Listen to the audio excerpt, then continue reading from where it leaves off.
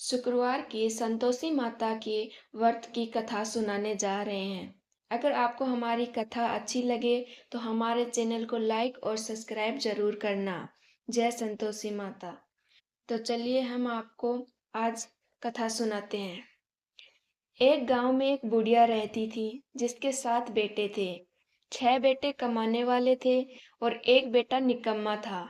बुढ़िया माँ 6 पुत्रों का जूठा 7वें पुत्र को देती। 7वां पुत्र एक दिन अपनी पत्नी से बोला, देखो मेरी माता मुझ पर कितना प्रेम है। वह बोली, क्यों नहीं, सबका जूठा बचा हुआ तुमको ही तो खिलाती है। वह बोला, जब तक मैं मेरी आंखों से न देखूं मैं नहीं मान सकता। पत्नी ने हंसकर कहा, देख लोगे तब तो मानोगे। कुछ दिन बाद एक बड़ा त्योहार आया। घर में 7 प्रकार के भोजन और चूरमा के लड्डू बने। वह पत्नी की बात को जांचने के लिए सिर दर्द का बहाना बनाकर पतला कपड़ा सिर पर ओढ़कर रसोई में जाकर सो गया और कपड़े में से सब देखता रहा। 6 भाई भोजन करने आए। उसने देखा माँ ने उनके लिए सुंदर सुंदर आसन बिछाए, 7 प्रकार की रसोई परोसी और आग्रह कर करके उन्हें भोजन कराती रही। वह देखता रहा। 6 भाइयों भोजन कर उठ गए। तब माँ ने उनकी 5 थालियों में से लड्डुओं के टुकड़ों को उठाया और एक लड्डू बनाया। जूठन साफ कर माँ ने उसे पुकारा, उठ बेटा उठ, तेरे भाइयों ने भोजन कर लिया है, तू भी भोजन कर ले। उसने कहा, माँ मुझे भोजन नहीं करना, मैं परदेश जा रहा हूँ। माता ने कहा, कल जाना हो तो आज ही जा। वह बोला, हाँ हाँ जा रहा हूँ। यह कहकर वह घर से निकल गया। चलते समय उसे पत्नी की याद आई। वह गौशाला में कंडे थाप रही थी। वहां जाकर वह बोला, मेरे पास तो कुछ नहीं है, यह अंगूठी है, सो ले लो और अपनी कोई निशानी मुझे दे दो। वह बोली, मेरे पास क्या है, यह गोबर भरा हाथ है। यह कहकर पत्नी उसकी पीठ पर गोबर के हाथ की थाप मार दी। वह चल दिया। चलते चलते दूर देश में पहुंचा। वहां एक साहूकार की दुकान थी। वहां जाकर बोला, सेठ जी मुझे नौकरी पर रख लो। साहूकार को नौकरी की सख्त जरूरत थी। साहूकार ने कहा, काम देखकर तनख्वाह मिलेगी। उसने कहा, सेठ जी जैसा आप ठीक समझे। उसे साहूकार के यहाँ नौकरी मिल गई। वह वहां दिन रात काम करने लगा। कुछ दिन में दुकान का लेन देन, हिसाब किताब, ग्राहकों को माल बेचना, सारा काम करने लगा। साहूकार के 7-8 नौकर थे। वे सब चक्कर खाने लगे, लेकिन उसने अपनी लगन, परिश्रम और ईमानदारी से सभी को पीछे छोड़ दिया। उसे अपने किए का फल मीठा। सेठ ने भी उसका काम देखा और 3 महीने में ही उसे मुनाफे में साझेदारी बना लिया।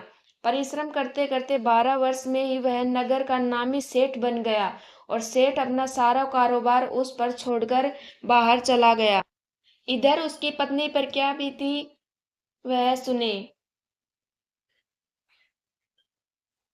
सास ससुर उसे दुख देने लगे। गृहस्थी का काम करवाकर उसे लकड़ी लेने जंगल में भेजते। इस बीच घर की रोटियों के आटे से जो भूसी निकलती उसकी रोटी बनाकर रख दी जाती और फूटे नारियल की नरेली में पानी दिया जाता। इस तरह दिन बीतते रहे। एक दिन वह जब जंगल में लकड़ी लेने जा रही थी, तब उसे रास्ते में बहुत सी स्त्रियां संतोषी माता का व्रत करती दिखाई दी। यह वह खड़ी होकर होकर पूछने लगी, बहनों, यह तुम किस देवता का व्रत करती हो और इससे करने से क्या फल होता है?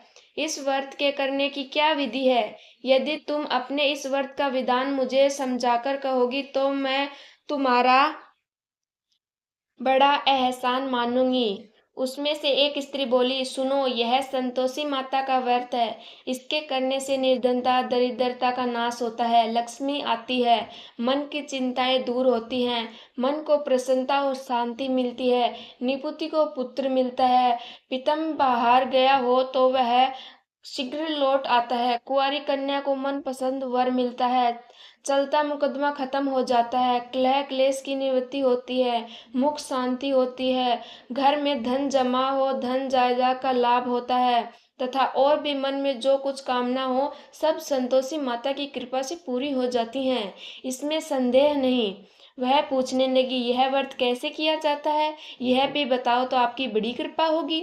वह स्त्री कहने लगी, बिना परेशानी, श्रद्धा और प्रेम से जितना भी वह बन सके प्रसाद लेना, 5.25 शेर पैसे से 5.25 आने तक, जिससे भी ज्यादा शक्ति और भक्ति के अनुसार गुड़ और चना ले। हर शुक्रवार को निराहार रहकर कथा कहना सुनना, इसके ओम बीज कम नहीं टूटे। लगातार नियम पालन के करना, सुनने वाला कोई न हो, मिले तो घी का दीपक जलाकर उसके आगे जल के पात्र को रख कथा कहना, परंतु नियम न टूटे। जब तक कार्य सिद्ध न हो नियम पालन करना, और कार्य सिद्धि हो जाने पर व्रत का उद्यापन करना। 3 मास में माता पूरा फल प्रदान करती है। यदि किसी के घर खोटे हैं, ग्रह खोटे हैं, तो भी माता 1 वर्ष में अवश्य उनको अनुकूल करती हैं।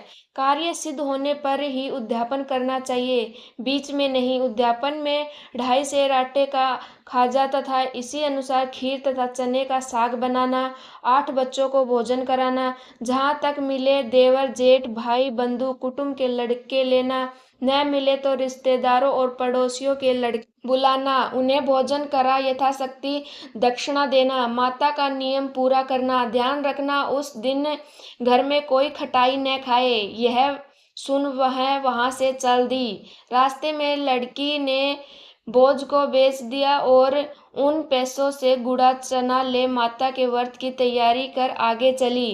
रास्ते में संतोषी माता के मंदिर में जा माता के चरणों में लौटने लगी, विनती करने लगी, माँ मैं दीन हूँ, निपटी हूँ, मूर्ख हूँ, व्रत के नियम कुछ जानती नहीं, मैं बहुत दुखी हूँ। हे माता मेरा दुख दूर कर, मैं तेरी शरण में हूँ। माता को दया आई। एक शुक्रवार बीता कि दूसरे को ही उसके पति का पत्र आया और तीसरे शुक्रवार को उसका भेजा हुआ पैसा आ पहुंचा। यह देखकर जेठानी मुंह सिकोड़ने लगी, इतने दिनों बाद इतना पैसा आया, इसमें क्या बड़ाई है। लड़के ताने देने लगे, काकी के पास अब पत्र आने लगे, रुपया आने लगा, अब तो काकी की खातिर बढ़ेगी, अब तो काकी बुलाने से भी नहीं बोलेगी। बेचारी सरलता से कहती, भैया पत्र आए, रुपया आए और हम सबके लिए अच्छा है। ऐसा कहकर आंखों में आंसू भरकर संतोषी माता के मंदिर में जा मातेश्वरी के चरणों में गिरकर रोने लगी। माँ मैंने तुझसे पैसा नहीं मांगा, मुझे पैसे से क्या काम, मुझे तो अपने सुहाग से काम है, मैं तो अपने स्वामी के दर्शन और सेवा मांगती। तब माता ने प्रसन्न होकर कहा, जा बेटी, तेरा स्वामी जल्दी ही आएगा। यह सुन खुशी से बावली हो वह घर आकर काम करने लगी। संतोषी माँ विचार करने लगी, इस भोली पुत्री से मैंने कह तो दिया कि तेरा पति शीघ्र आएगा, पर आएगा कहाँ से। वह तो इसे स्वप्न में भी याद नहीं करता, उसे इसकी याद दिलाने तो मुझे ही जाना पड़ेगा। संतोषी माता ने उस बुढ़िया के बेटे को स्वप्न में समझाया, पुत्र तेरी घरवाली कष्ट उठा रही है। यह बोला, हाँ माता यह तो मुझे भी मालूम है, परंतु क्या करूं, वहां कैसे जाऊं, परदेश की बात है, लेन देन का सारा हिसाब किताब है, कोई जाने का रास्ता नजर नहीं आता, आप ही कोई राह दिखाइए कि वहां कैसे जाऊं। माँ कहने लगी, सवेरे नहा धोकर संतोषी माता का नाम ले, घी का दीपक जला, दंडवत कर और दुकान पर जा बैठना। देखते देखते तेरा लेन देन चुक जाएगा, जमा माल की बिक जाएगा, सांझ होते होते धन का ढेर लग जाएगा। वह अगले दिन सुबह जल्दी उठा। उसने अपने मित्र बंधुओं परिचितों से स्वप्न में माता द्वारा कही गई बातों कह सुनाई। वे सब उसकी बात सुनकर उसकी खिल्ली उड़ाने लगे। वे कहने लगे कि कभी कभी सपने की बात भी सच होती है।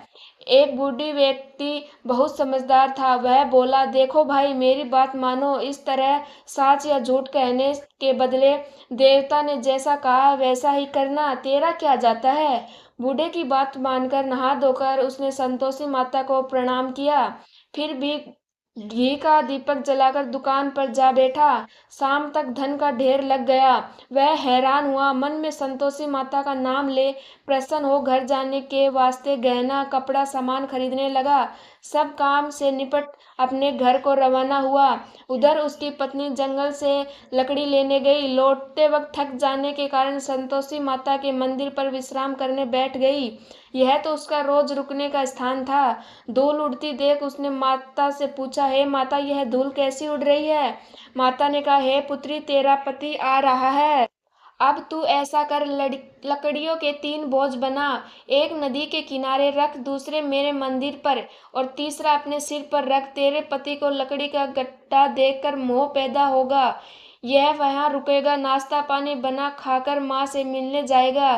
तू लकड़ी का बोझ उठाकर जाना और बीच चौक में गड्ढा डालकर 3 आवाजें जोर जोर से लगाना, लो सासू जी, लकड़ियों का गट्ठा लो, भूसी को रोटी दो, नारियल के खोपरे में पानी दो, आज कौन मेहमान आया है। संतोषी माँ की बातें सुनकर वह बहुत अच्छा माँ कहकर प्रसन्न मन में लकड़ियों के 3 बोझ बना लाई। एक दिन के तट पर, दूसरा माता के मंदिर पर रख दिया। इसमें ही मुसाफिर वहां आ पहुंचा। सूखी लकड़ी देख उसको इच्छा हुई कि अब यही विश्राम कर ले और भोजन बनाकर खा पी कर गांव चले। इस प्रकार भोजन कर विश्राम कर वह अपने गांव में आ गया। उसी समय बहू सिर पर लकड़ी का गट्टा लिए आई। उसने गट्टा को आंगन में डाल जोर से 3 आवाजें दी, लो सासू जी, लकड़ी का गट्टा लो, भूसी की रोटी दो, नारियल के खोपर में पानी दो, आज कौन मेहमान आया है। यह सुनकर सास ने अपने दिए हुए कष्टों को भुलाने के लिए कहा, बहू तू ऐसा क्यों कहती है, तेरा मालिक ही तो आया है, बैठ मीठा भात खाकर कपड़े गहने पहन। पत्नी की आवाज सुनकर उसका स्वामी बाहर आया और उसको हाथ में पहनी अंगूठी देख व्याकुल हो गया। उसने माँ से पूछा, माँ यह कौन है। माँ बोली, बेटा तेरी पत्नी है, आज 12 वर्ष हो गए जब से तू गया है, तब से सारे गांव में जानवर की तरह भटकती फिरती है, काम काज कुछ करती नहीं, 4 समय आकर खा जाती है। अब मुझे देखकर भूसी की रोटी और नारियल के पानी में खपरे मांग रही है। वह बोला, माँ मैंने इसे भी देखा है और तुझे भी, मुझे दूसरे घर की चाबी दो, मैं उसमें रहूंगा। ठीक है बेटा, जैसी तेरी मर्जी, कहकर माँ ने चाबी का गुच्छा बेटे के सामने रख दिया। उसने दूसरे घर को खोलकर सारा सामान जमाया। एक ही दिन में वह राजा के महल जैसा ठाट बाट बन गया। अब क्या था, वह सुख भोगने लगी। अगला शुक्रवार उसने पति से कहा, मुझे संतोषी माता का उद्यापन करना है। पति बोला, बहुत अच्छा, खुशी से कर लो। वह उद्यापन की तैयारी करने लगी। जेठ के लड़कों को भोजन के लिए कहने गई। उन्होंने मंजूर किया, परंतु पीछे से जेठानी ने अपने बच्चे को सिखाया, देखो रे भोजन के समय सब लोग खटाई मांगना, जिससे उसका उद्यापन पूरा न हो। लड़के भोजन करने आए, खीर पेट भरकर खाई, परंतु बाद में याद आते ही कहने लगे, हमें कुछ खटाई खाने को दो, खीर खाना हमें भाता नहीं, देकर अरुचि होती है। लड़के उठ खड़े हुए, बोले, पैसे लाओ। भोली बहू कुछ जानती न थी, उसने उन्हें पैसे दे दिए। लड़कों ने बाजार जाकर उन पैसों से इमली खरीदी और खाई। यह देखकर बहू पर माता जी कोप हो गई। राजा के दूत उसके पति को पकड़कर ले गए। अब सब मालूम हो जाएगा जब जेल की रोटी खाएगा। बहू से यह वचन सहन नहीं हुए। वह संतोषी माता के मंदिर में गई और कहने लगी, माता तुमने यह क्या किया, हंसाकर क्यों रुलाने लगी। माता बोली, पुत्री तूने मेरा व्रत भंग किया है, इतनी जल्दी सब बातें भुला दी। वह बोली, माता भूली तो नहीं हूँ, न कुछ अपराध किया, मुझे तो लड़कों ने भूल डाल दिया, मुझे क्षमा करो माँ। माँ बोली, हे भूली भी कही होती है। यह बोली, अब कोई भूल नहीं होगी। अब बताओ मेरे पति कैसे आएंगे। माँ बोली, पुत्री जा, तेरा पति तुझे रास्ते में ही आता मिलेगा। वह मंदिर से निकलकर बाहर आई तो रास्ते में उसे अपना पति आता हुआ मिला। उसने पूछा, कहाँ गए थे। वह बोला, इतना धन जो कमाया है उसका कर राजा ने मांगा था, वह भरने गया था। वह प्रसन्न होकर बोली, भला हुआ, अब घर चलो। फिर अगला शुक्रवार आया। वह बोली, मुझे माता का उद्यापन करना है। पति ने कहा, ठीक है करो। वह फिर जेठ के लड़कों से भोजन को कहने गई। जेठानी ने लड़कों को सिखा दिया कि तुम पहले की ही खटाई मांगना। लड़के भोजन करने बैठे, लेकिन भोजन करने से पहले ही कहने लगे, हमें खीर पूरी नहीं भाती, जो बिगड़ता है, कुछ खटाई खाने को दो। यह बोली, खटाई खाने को नहीं मिलेगी, खाना हो तो खाओ। उनके उठकर चले जाने पर उसने ब्राह्मणों के लड़के को बुलाकर भोजन करवाया। दक्षिणा की जगह उन्हें एक एक फल दिया। इससे संतोषी माता प्रसन्न हो गई। माता की कृपा से 9 माह बाद उसको चंद्रमा के समान एक पुत्र प्राप्त हुआ। पुत्र को लेकर वह प्रतिदिन संतोषी माता के मंदिर में जाने लगी। माँ ने सोचा कि यह रोज आती है, आज क्यों न मैं इसी के घर चलूं, इसका आसरा देखूं तो सही। यह विचार कर माता ने भयानक रूप बनाया। गुड़ और चने से सना मुंह, ऊपर से मूठ के समान होठ, उस पर मधुमक्खियां भिनभिना रही थी। दहलीज पर पैर रखते ही उसकी सास चिल्लाई, देखो कोई चुड़ैल डाकिनी चली आ रही है, लड़को इसे भगाओ नहीं तो सबको खा जाएगी। बहू रोशनदान से देख रही थी, वह प्रसन्न हो उठी, आज मेरी माता मेरे घर आई है। यह कहकर दूध पीते बच्चे को गोद उतार दिया। इस पर उसको सास गोद में भरकर बोली, अरे रांड, इसे देखकर कैसी उतावली हुई है, जो बच्चे को पटक दिया। इतने में माँ के प्रताप से जहां देखो वहां लड़के ही लड़के नजर आने लगे। यह बोली, माँ जी, मैं जिनका व्रत करती हूँ यह वही संतोषी माता है। इतना कहकर उसने झट से घर के सारे किवाड़ खोल दिए। सबने माता के चरण पकड़ लिए और विनती करने लगे, हे माता, हम मूर्ख हैं, अज्ञानी हैं, तुम्हारे व्रत की विधि हम नहीं जानते, तुम्हारा व्रत भंग करने हमें बड़ा अपराध किया है। हे माता, आप हमारे अपराधों को क्षमा करें। इस प्रकार बार बार कहने पर संतोषी माता प्रसन्न हुई। इसके बाद उसकी सास कहने लगी, हे संतोषी माता, आपने बहू को जैसा फल दिया वैसा सबको देना। जो यह कथा पढ़े सुने अथा उसको सभी मनोरथ पूर्ण करना, सभी को अपना आशीर्वाद प्रदान करना। हमारी संतोषी माता की कथा पूर्ण हुई। आप सबको हमारी संतोषी माता की कथा कैसी लगी हमें कमेंट करके ज़रूर बताइएगा और हमारे चैनल को सब्सक्राइब कीजिएगा। जय संतोषी माता।